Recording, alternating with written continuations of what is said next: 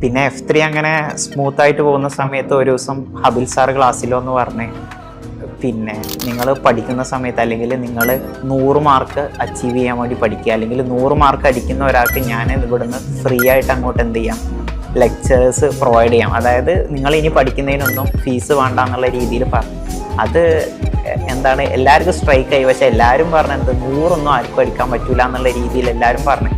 പക്ഷെ സംഭവം അപ്പോഴാണ് 100 മാർക്ക് അല്ലെങ്കിൽ ആ ഒരു മാർക്കിനെ പറ്റി നമ്മൾ ചിന്തിക്കുന്നത് തന്നെ. അത്രയും ഒരു മാർക്ക് സ്കോർ ചെയ്യാൻ, അതുവരെ പാസ്സാവോ ഫെയിലാവോ ഇതായിരുന്നു പേടി. അതായിരുന്നു എങ്ങനെയും പാസ്സായി പോകണം എന്നായിരുന്നു ചിന്ത. പക്ഷെ സാറിങ്ങനെ പറഞ്ഞ സമയത്ത് എന്താണ് 100 മാർക്ക് അടിക്കാൻ നോക്കിയാലോ, അല്ലെങ്കിൽ മാർക്ക് അടിച്ചു കഴിഞ്ഞാൽ നമുക്ക് ലെക്ചേഴ്സ് ഫ്രീ ആയിട്ട് കിട്ടില്ല. അപ്പോൾ അതൊരു നല്ല മോട്ടിവേഷൻ ആയിരുന്നു. അപ്പം ഞാനിങ്ങനെ വിചാരിച്ച് എന്തുകൊണ്ട് ട്രൈ ചെയ്തുകൂടാന്ന് വിചാരിച്ചിട്ട് പിന്നെ പഠിക്കുന്ന സമയത്ത് കുറച്ചുകൂടി സീരിയസ് ആയി. അതായത് 100 മാർക്ക് അച്ചീവ് ചെയ്യാൻ വേണ്ടി പഠിക്കാൻ തുടങ്ങി. അതായത് എന്തെങ്കിലുമൊക്കെ മിസ്സായി പോയാൽ അപ്പോൾ ടെൻഷനാണ്.